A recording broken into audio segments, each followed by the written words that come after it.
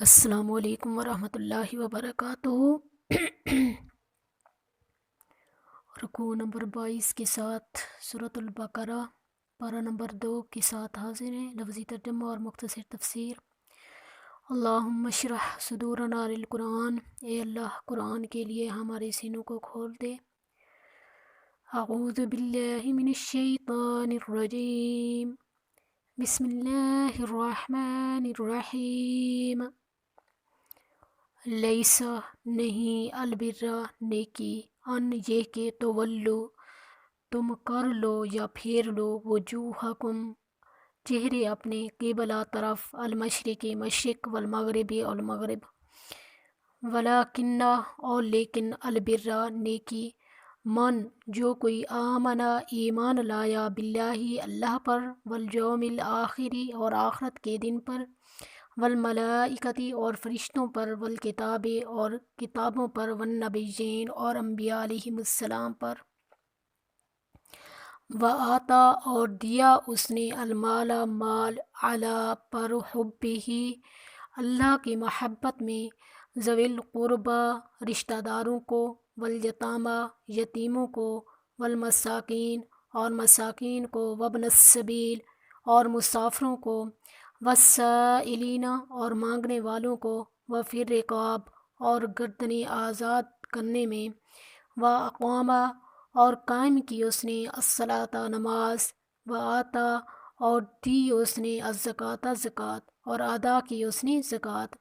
والموفون اور پورا کرتے ہیں، بعہدہم اپنے وعدے کو، اذا جب عاہدوا وہ وعدہ کریں،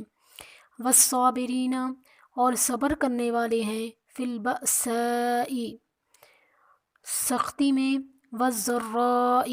اور تکلیف میں، وحین اور وقت البأس جنگ کے، اولئک یہی لوگ، الذین جو صدقوا سچ کر دکھایا انہوں نے، واولئک اور یہی لوگ، هم المتقون وہی پرہیزگار ہیں۔ یا ایہا الذین آمنوا اے وہ لوگو جو ایمان لائے ہو، کتبہ فرض کیا گیا، علیکم تم پر، القصاص قصاص، فی القتلی مقتولوں میں، الحر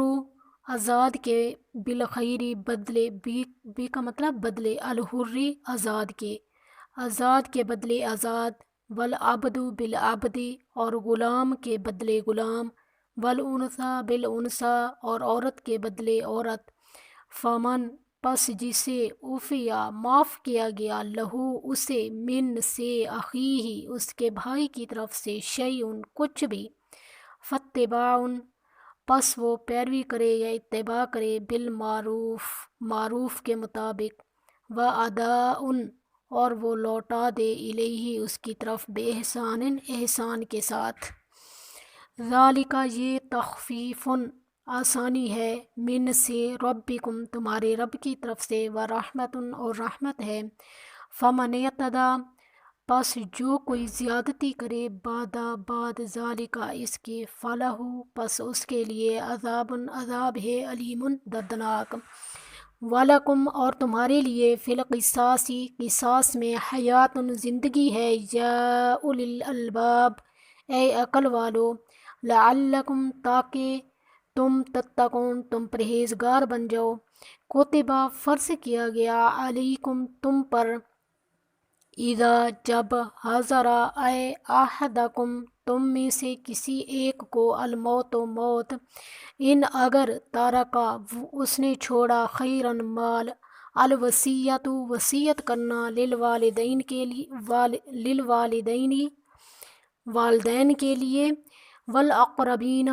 اور رشتہ داروں کے لیے، بالمعروف شریعت کے مطابق، قانون کے مطابق یا معروف طریقے سے، حقاً فرض ہے، علی پر، المتقین پرہیزگاروں پر، فمن پس جو کوئی، بدلا تبدیل کرے گا، لہو اسے، بعد ما جب کہ، سمعہ سن لیا اس نے اسے، فإنما پس بے شک، اثمہ گناہ اس کا، علی الذین ان لوگوں پر، جو یبدلونہ تبدیل کر دیتے ہیں اسے، ان اللہ بے شک اللہ تعالی، سمیع سننے والا ہے، علیم جاننے والا ہے۔ فمن خافا پس جو کوئی ڈر جائے، مم موسن وصیت کرنے والے کی، جنفن طرفداری سے، او یا اثمن گناہ سے، فاصلح پس وہ صلح کرا دے، بینہم ان کے درمیان،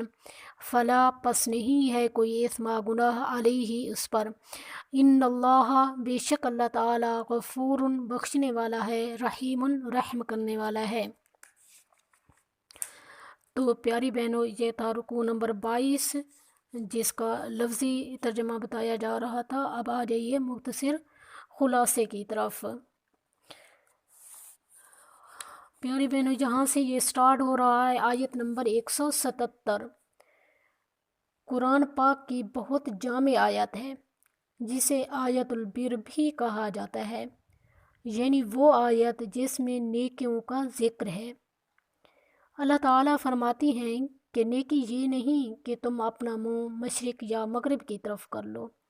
بلکہ نیکی اصل میں یہ ہے کہ ہر کام کی بنیاد یعنی نیت درست ہو، اخلاص ہو، اللہ کی محبت ہو، نیکی کی بنیاد ایمان پر ہو، اللہ کی رضا کے لیے ہو، اس کی کتاب کے مطابق اور نبی کریم صلی اللہ علیہ وسلم کے اسوہ حسنہ کے مطابق ہو، اسے نیکی کہا جاتا ہے۔ اور دوسری چیز جو اس میں بتائی گئی ہے، نیکی کے بعد سب سے بڑی چیز کیا ہے؟ ایمان کے بعد مال خرچ کرنا، اللہ کی محبت میں مال خرچ کرنا، یعنی ایمان کے بعد پہلا تقاضا مالی قربانی ہے۔ اور بتایا گیا ہے کہ مال کن مدات میں خرچ کریں۔ نیکی میں انسانی ہمدردی اولین چیز ہے، پھر بدنی عبادات خصوصاً نماز اور زکوٰۃ کی ادائیگی نیکوکاروں کا معمول ہوتا ہے۔ اس کے بعد اخلاق و کردار کی پختگی کے لیے ایفائے عہد، صبر اور حق و باطل کے معرکے میں اترتے ہیں اور استقامت اختیار کرتے ہیں۔ گویا کہ یہ آیت بر جو ہے، اس میں اللہ تعالیٰ نے سب کچھ بتا دیا ہے۔ سب سے پہلے ایمان کہ وہ کیا ہے، اس کے بعد ایمان کے بعد پھر اللہ تعالیٰ نے مال اللہ کی راہ میں خرچ کرنے کا تقاضا کیا ہے، اور یہ بھی بتا دیا کہ مال جو ہے کن لوگوں پر خرچ کیا جاتا ہے۔ اسی کے بعد پھر اللہ تعالیٰ جو ہے اخلاق و کردار کی طرف آ رہے ہیں کہ ایفائے عہد، صبر اور حق و باطل کے معرکے میں اترتے ہیں اور استقامت اختیار کرتے ہیں، یعنی کہ یہ بنیادی اخلاقی اوصاف جو ہیں ان میں پائے جاتے ہیں۔ اس آیت میں ہمیں نیکی کا حقیقی تصور بتایا گیا ہے کہ نیکی صرف ضابطہ کی چند ظاہری رسم کو پورا کرنا اور محض عبادات کا نام نہیں ہے۔ یہ آیت ہمیں ایک ایسے معاشرے کی تصویر دکھاتی ہے جو خیر اور بھلائی پر مبنی معاشرہ ہے، جہاں لوگ اللہ کی محبت کے لیے ایک دوسرے کا خیال رکھتے ہیں، باہم مال خرچ کرتے ہیں، عبادت گزار ہیں، اور محض کونوں میں بیٹھ کر عبادت کرنا ہی ان کا مقصد حیات نہیں، بلکہ حق و باطل کے معرکے میں حصہ لینا بھی ضروری ہے، لہٰذا اس میں بھی صبر کرتے۔ یہی عبادت گزار سچے اور تقوی والے لوگ ہیں۔ آگے پھر اللہ تعالیٰ قانون قصاص بتا رہے ہیں۔ اس کے بعد قانون قصاص کا بیان ہے کہ قاتل کو انصاف کے سارے تقاضے پورے کرنے کے بعد لازماً سزا دی جائے، لیکن ایک قتل کے بدلے کئی لوگوں کو قتل کرنے کی اجازت نہیں۔ اے عقل رکھنے والو، تمہارے لیے قصاص میں زندگی ہے، کیونکہ ایک قاتل کو سزا دے کر گویا معاشرے کو جراثیم سے محفوظ بنا لیا جاتا ہے، لیکن جب قانون قصاص پر عمل نہیں ہوتا تو معاشرہ فساد زدہ ہوتا ہے اور قاتلوں کی آماج گاہ بن جاتا ہے، جیسا کہ آج ہمارا معاشرہ ہے۔ اس کے بعد وصیت سے متعلق ابتدائی احکام ہیں۔ ابتدائی احکام بتائے گئے ہیں، لیکن بعد میں مفصل جو ہے سورۃ النساء میں اس کے مکمل طور پر احکام جو ہے نازل ہوئے ہیں۔ انشاءاللہ اس میں جو ہے پھر ہم آگے سورۃ نساء میں ان احکام کے بارے میں پڑھیں گے۔